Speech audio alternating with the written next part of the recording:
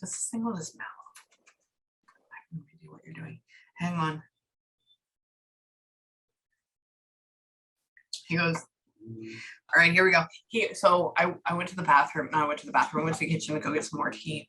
And there was a gentleman with he goes, well, are you ready for it?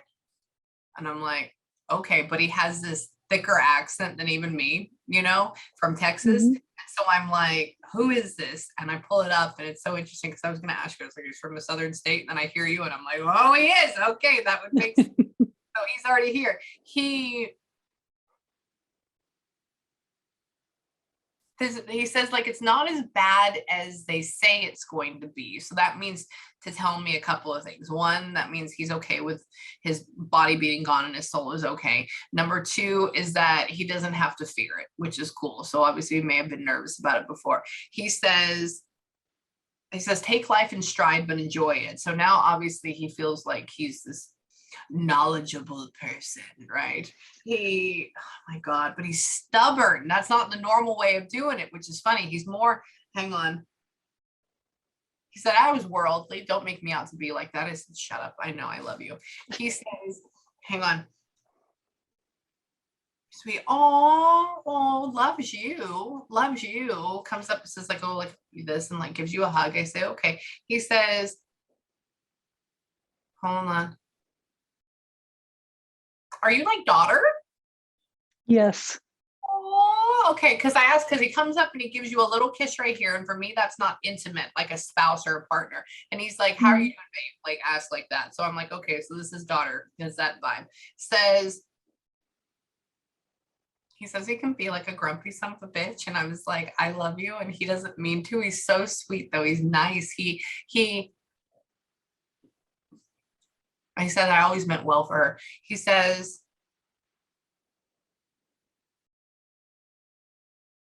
was he incoherent right before he was passing? I don't know. He passed away at home. Okay, cool. He's talking about how he says, reason I asked is because he says, like, don't worry about it. Like, you were always there for me. So it's almost like apologize or like letting you know that it's okay. He knows you were around, or he knows you were okay. Like, there's no worry in it, And so that for me means either something like we didn't get that safe closure, or that means he was already incoherent by the time, we were able to be there. He says,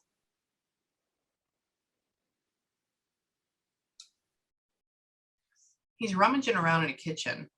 He really likes having a nice ballpoint pen. He keeps commenting on like how crappy my pens are. And I'm like, thank you. And I'm like, I've never had that before. Because I tell him, I'm like, because I chew on them. And he's talking about these heavy duty and how we can like put them in here. And I'm like, okay. I'm like, I don't do that. I have a whole jar. Get yourself a nice one. You're a woman now. He tells me that. I was like, thank you, sir. Says, he's funny. He's like, I'm always there. Was he military? No. Really? Because he's all about giving people orders. He's all about like telling people in a nice way, like what to do. Like this would be a better way to do this. That's why I ask. He feels like my dad. My dad would do that all the time. He says that he comes up and like walks up to you and he gives you a hug again. Like it's this really big missing thing. I'm going to ask him what happened to him. Hang on.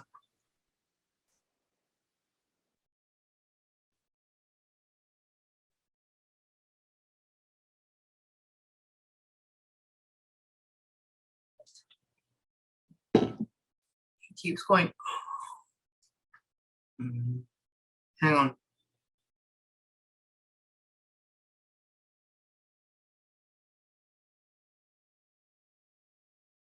He was still married to your mother at that point?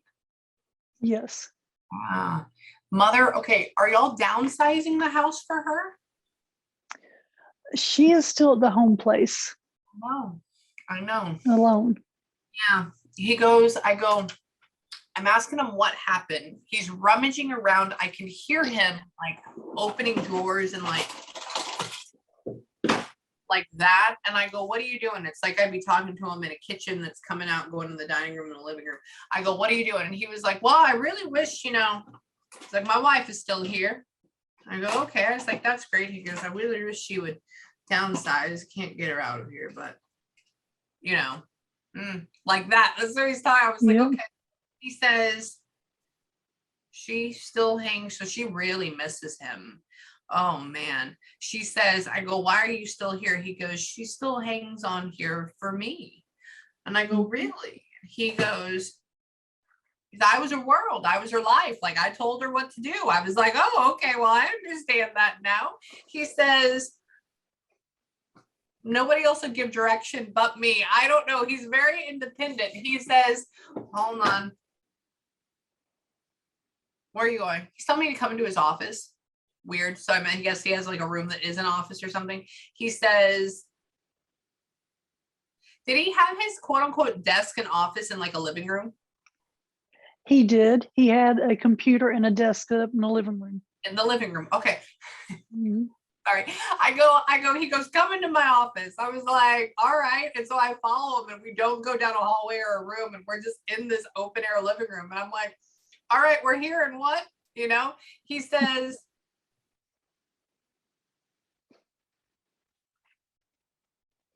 he's talking about getting a nicer computer, but she wouldn't let him. She's talking about how I always wanted to get a nice. Now, don't look at that. I always wanted to get a nicer one, but she wouldn't let us.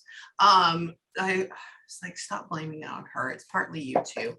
He says, see, I argue with him in my head.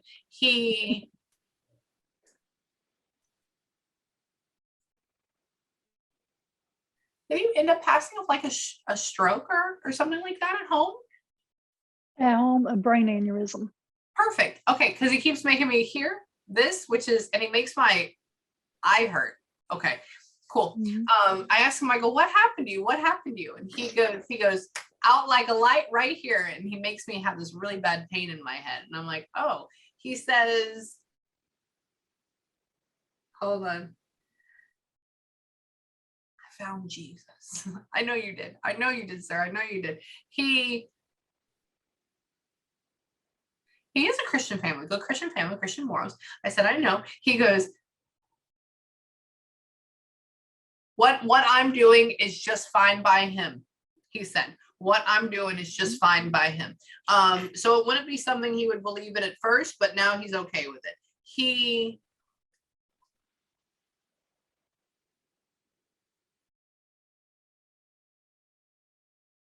eating cornbread. His favorite. Really? Cornbread and buttermilk. I've never had cornbread. Okay. He's so funny. That's a new one. That is a new one for me. Oh, okay. So this is what he showed me for that. He showed me his mouth and he showed it's almost like if you would see in your eyes, you see his mouth, you see these whiskers, and then you see these little peaks of like yellow cornbread coming down and getting stuck on it. And I'm like, cornbread? He liked it sweet. He did. See, I like salty. I go, tell me what type of cornbread you like. I was like, I'm all into like the salty pepper one. He was like, sweet as pie. And I'm like, really? Oh, that's so funny. Your session is going to be called I Like Cornbread. That's just what I'm going to name it from now on. That's it. The whole thing. That's so cool. Oh my God. Hold on. Now I'm just sitting here. Cornbread. Who knew? I channeled a bunny last session. I haven't channeled a rabbit before. Now we have cornbread. I channeled a rabbit that told me he wore a harness everywhere, and he did. Who puts a harness on a rabbit? I don't know. Hold on.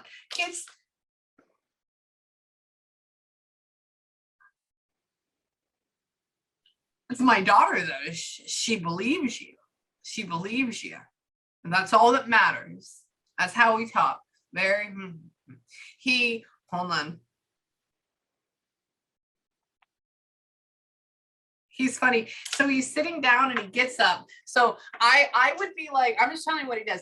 I would be like standing over here watching him. Okay, so I'm your dad right now. He's sitting there, he's eating. He pushes himself away, and I'm still standing over here in my head, and he gets up and he was like, now, all right, what are we gonna do?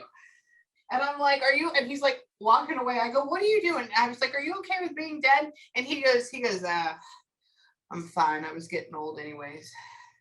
You know, and he's like showing me his arms and like how we're starting to get those bruises and stuff like that, like how all that's happening, and how our skin's starting to get thin, and how we're just not the same. And he says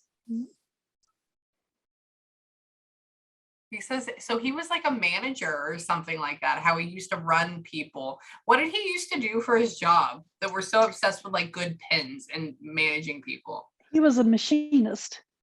Okay, so he was on top of there making sure all that. Okay, that's why he has the matter of fact exactness. He And says, that's why he told you the pen need to go in the pocket, a good pen.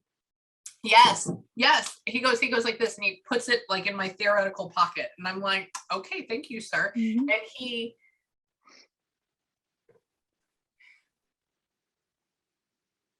worked in a metal factory though, or something. Yes. Really? Okay. We don't have those around here in Houston. I go, where did you work? What did you do? And he shows me like bringing something down and it like molding metal. And he goes, don't put your hand in there. You can get it cut off. And so I'm like, okay. He says he worked there for like 30, 40 years. He was a machinist from the time I was born and up until he retired at 62. Yep. You're badass, sir. You're badass. Thank you. He said, I want my daughter to know that I'm still around her. I'm watching. Hang on. You cry for him at night and wonder if he suffered. He didn't. He didn't suffer. He went okay. He's talking about you crying at night. He says, I hear her prayers, so you pray for her. This is good. He hears it. He hears it. He says, what's going on with your mother's health? Well, she's really secretive about it, but she's got COPD. And ever since he passed away, she doesn't really do anything. Okay. He says this specifically. I don't want you to be afraid. I don't want you to be nervous about it. I don't want you, whenever it happens, and it's okay. I go, why? A lot of times when they talk like this, which is conversational, which is probably 1 out of 40 clients, right? Like this back and forth. You happen to see the other one that happened like that with your friend.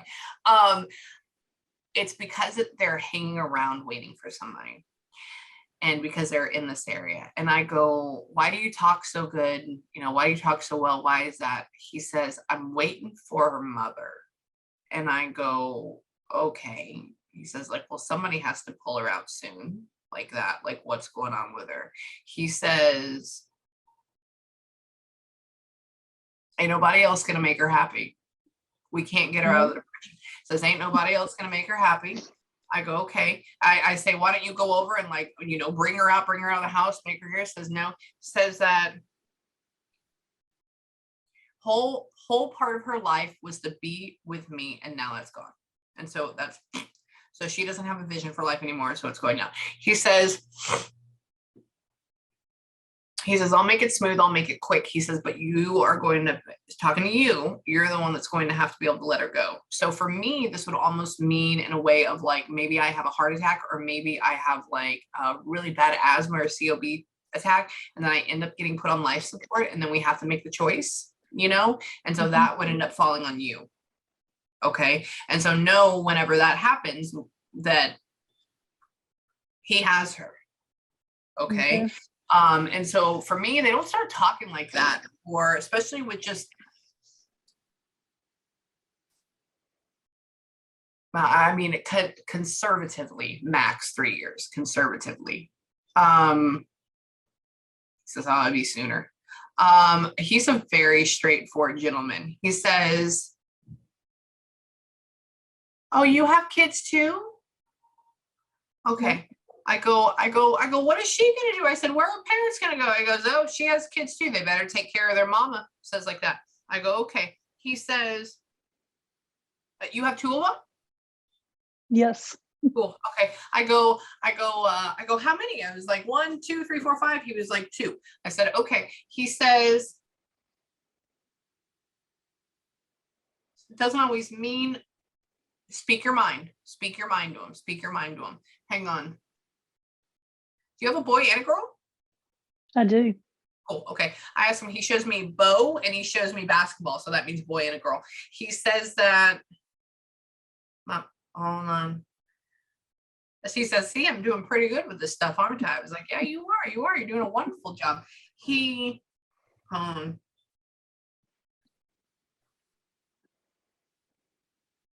so he's making me hear you say, Daddy, I don't know where to go, what to do, or, all that stuff. So all these different questions or all these different phrases. And for me, that means that he's telling you to give him your worries, give him your troubles, let them go with him, and he'll make sure it happens. Okay, he'll make sure. So for me, whenever they start giving me these sentences, that means, hey, talk to me, let me know, I can help. Okay, so I want you to do that. I want you to do that. The thing about your mother is really troubling you, isn't it? It is. Mm-hmm. He says, I don't want you to feel guilty and I don't want you to feel bad. I mean, obviously we're going to because we love them at some level, but I don't want this to like destroy who you are. Okay. Because she can't live life without him. That's like her second lung, honestly. Yep. It is. And hang on. You'll have to take care of the house and you'll have to sell it. Hang on.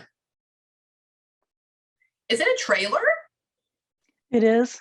Okay, because he says, I go, where's the house? What is it? And he's talking about having to move it. And the only houses I know to move would be that. And he says, but it's a nice one. It's a nice one. It's a good one. He says, I'm going to call it nice. He said, I'm going to call it nice, but it's home. He's like, it's where we grew up. He said, grandkids used to play there. It used to be a happy place. He says, used to be a happy place. Talking about how all these like plastic cars and stuff like that were everywhere. It was like a place where everybody could go and have fun. I'm guessing it's on a piece of property or something like that. He says that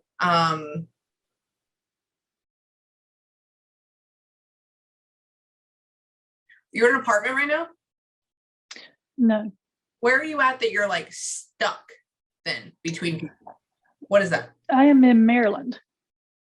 That's why you're stuck. And you have all these shit ton of people around you. Okay. Why are you there? Military. No wonder you're stuck and you can't leave. Yeah. That would be why. Yeah, this is not your area. That is not your vibe. It's not. Not your vibe in the least bit. Oh my God. I get that. I'm from, Houston, Texas, right?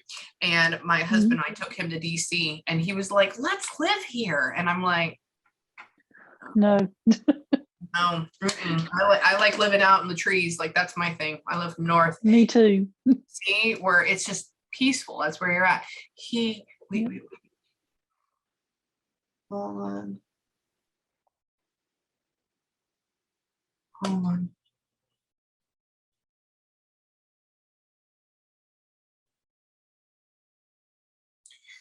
You haven't gone down there and like taken some of his clothes and his jewelry yet?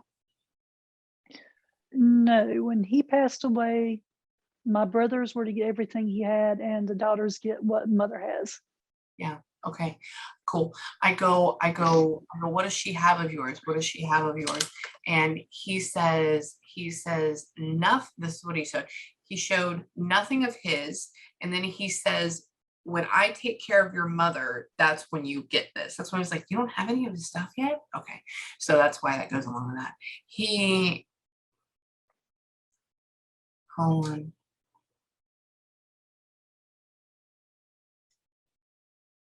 Know that we love you. Know that we love you. Know that we love you. He's such a good guy. Do you have any questions for him right now at all or anything?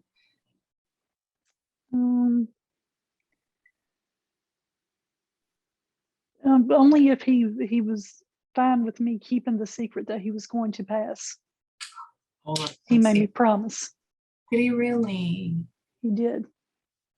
You know, that's a hard thing to bear. My mother had that too with her father. She was the only one that knew that he had the disease that I did, and they speculated that he was going to die before 55. And he died of a brain aneurysm in the shower at work the day before he turned 55. Yeah. She had to keep it from her family and the mother and everything like that. So yeah, hang on. I get it. Wait.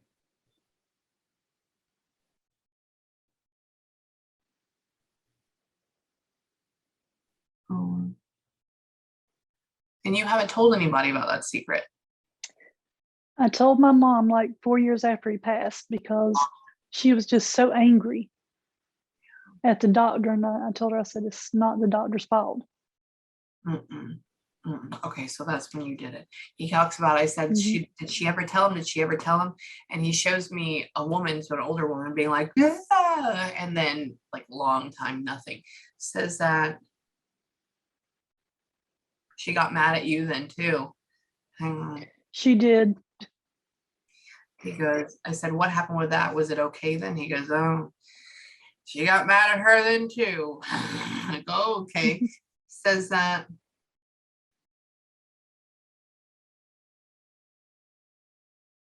So the doctors knew that there were these blood clots forming or something, and they didn't.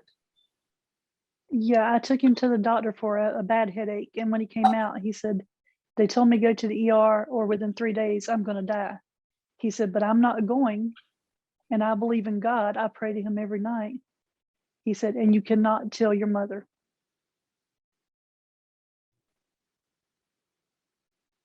And what day after that did he pass? 3 days later.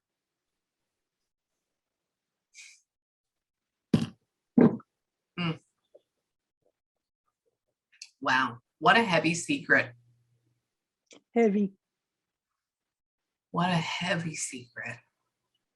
Oh my God. I just pictured you finding that out. And then as soon as you find that out, the clock's ticking. Yeah. Hold on.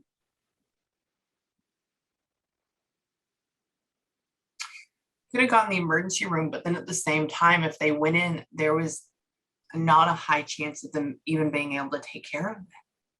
Like, he would have just been stuck in the ER, and then it happened, and then life support, and then that. Like, it's not the way your daddy wanted it. He's not. He's been a badass all his life. He's gonna go out guns blazing. Like, yep. Oh my God, he says he wishes he wanted to put you through that though. He does, because you have such a soft, wonderful soul about you, and that's so difficult. Hang on.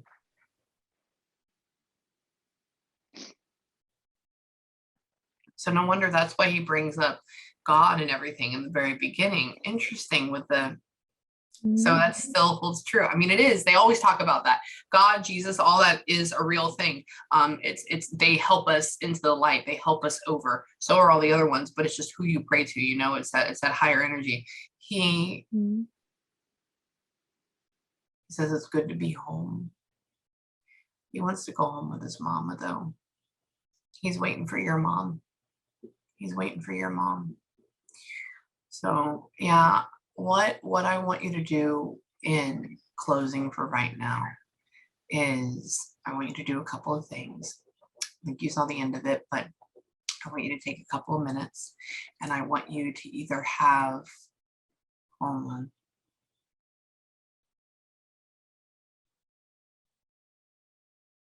Y'all had a viewing for him? We did. Yeah. Okay. I asked Michael, I go, what happened afterwards? He's talking about having his hair brushed. That's the only reason I would say that. He's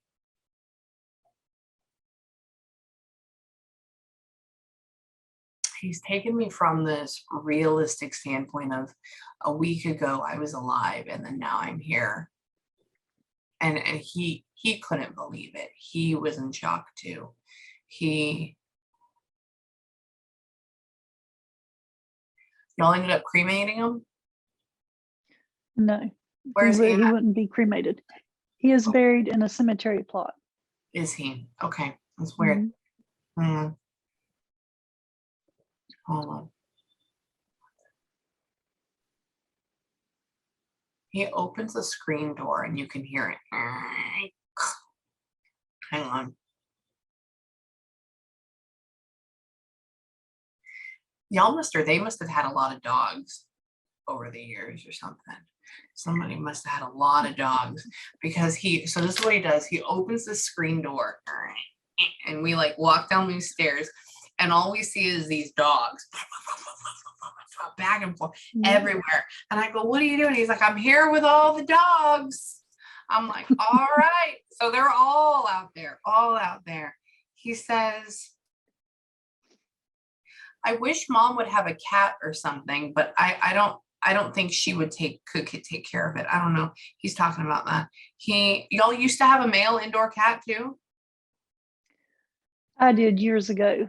You did. Okay, perfect. Yeah. He's just like talking about how this male cat that's dead lives indoors with your mother. I know that's weird, but it's a thing. And how she has a ghost cat, not a real cat. Anyways, I know that's yours, but it's like helping take care of. It's because everybody's waiting for this to happen. Please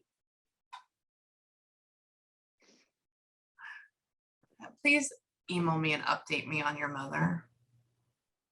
All right, I will. Okay. Talk to her, love her, be a part of her. I asked him what he's doing. He says he's getting ready to go on his date. It's a joke. I don't know. When they start talking like this, girl, I start preparing. But love her. She misses him, and he just email me and let me know. Okay. I will. And either way, I got you. Okay. All right. Take a couple minutes, have a good breather, have a good cry, and then tonight, if you can take a minute and tell him thank you and that you love him, that would be absolutely amazing. Okay. All right. Okay, and I'll send this to you tomorrow. Okay. All right. All right. Thanks, Miss Angela. You're amazing. Love you, babe. Thank you. You are too. Love you. Welcome. Anytime. Bye, hon.